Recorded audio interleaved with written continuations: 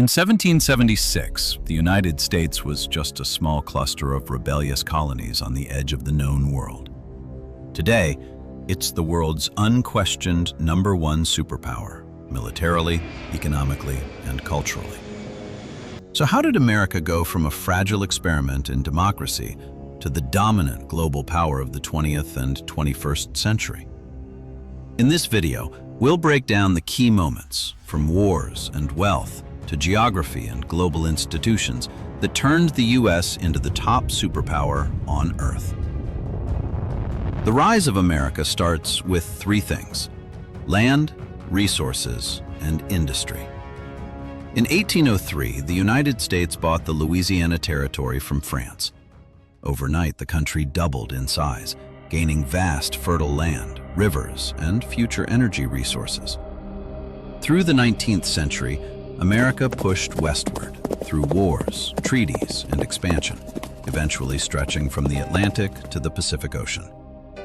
That gave the US a huge, resource-rich base with room for farms, factories, and booming cities.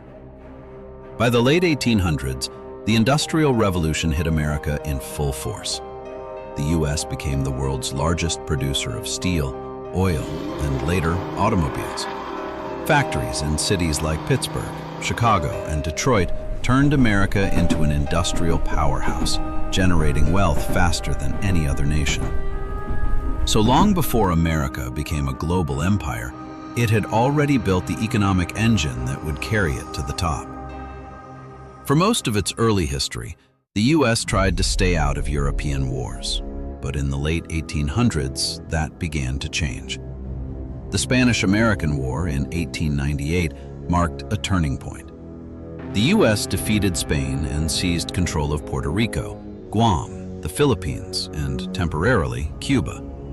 Suddenly, America wasn't just a continental power anymore. It had overseas territories, naval bases, and a global reach.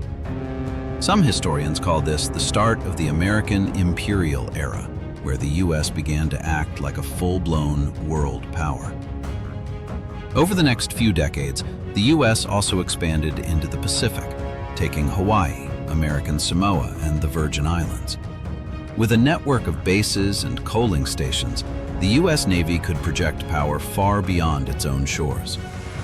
But the real acceleration of American power came through the two world wars. In World War I, the US entered late, but its impact was huge. While Europe's economies were destroyed, the American industrial machine kept running, supplying weapons, food, and loans to the Allies. By the end of World War I, the US had proven two things. It had unmatched industrial capacity and the ability to mobilize millions of troops and resources on a global scale. World War II changed everything. After Pearl Harbor in 1941, the US fully committed to the war effort. Factories churned out tanks, ships, planes, and guns at a pace no other country could match. When the war ended in 1945, Europe and much of Asia lay in ruins. The United States stood as the only major power whose homeland was untouched by bombing. Its economy was stronger than ever, and it possessed the world's most powerful military, including nuclear weapons. In less than a decade, America went from a mid-level global power to the leader of the free world. From 1945 onwards, the world entered the Cold War, a decades-long rivalry between the United States and the Soviet Union. America didn't just win the war, it also built the post-war order. At Bretton Woods in 1944, the US helped design institutions like the IMF and the World Bank, anchoring the global economy to the US dollar. Later, the Marshall Plan poured billions of dollars into rebuilding Western Europe, pulling key allies like Germany and France back on their feet. This wasn't just charity. It was strategic investment that created strong capitalist economies loyal to the US camp.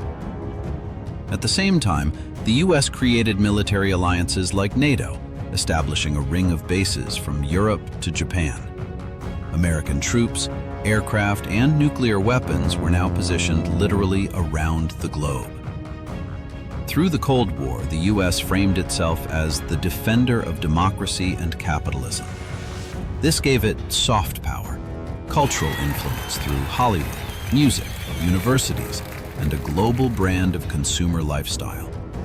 So by the 1950s and 1960s, many historians speak of the American century, a period when Washington's economic, military, and cultural reach dominated international affairs. The final piece of America's rise came in 1991, when the Soviet Union collapsed. Overnight, the second half of the global balance of power disappeared. The U.S. became the world's only true superpower, a unipolar hegemon with no peer competitor. American military spending dwarfed that of rivals, and the U.S. maintained a network of about 700 overseas bases. Its Navy could sail almost anywhere, and its air power could strike almost any target. At the same time, the 1990s saw the spread of globalization and the internet, both of which were heavily shaped by American companies and institutions. Silicon Valley, Wall Street, and U.S.-backed trade agreements helped keep the U.S. at the center of the global economy. So America's superpower status wasn't just about tanks and bombs. It was also about dollar dominance, technology, and cultural influence wrapped into one global system. Since the Cold War, we've seen new challengers: China, Russia, emerging economies. But the U.S. has still remained number one. Why? A few key reasons. Strong, diversified economy. From agriculture to finance to tech, the U.S. is still a leader in innovation and high-value industries. Military superiority. Even today, the U.S. spends more on its military than many other countries combined. Global institutions. The U.S. helped design the UN, NATO, IMF, and World Bank. It still shapes the rules of the global system. Soft power. Hollywood, Silicon Valley, Ivy League universities, and American brands continue to attract talent, money, and influence from around the world. So America's rise to number one superpower wasn't down to one event. It was a long chain of choices: territorial expansion, industrialization, winning decisive wars, shaping global institutions, and combining hard power with cultural appeal. From a small group of colonies on the eastern edge of North America, the United States grew into the world's leading superpower, not by luck, but through a mix of geography, war, economic power, and global strategy. If you found this breakdown of America's rise useful, smash the like button, hit subscribe, and drop a comment with what you think comes next. Will the U.S. stay the number one superpower in the age of China, AI, and multipolar politics? Until next time, keep questioning how the world really works.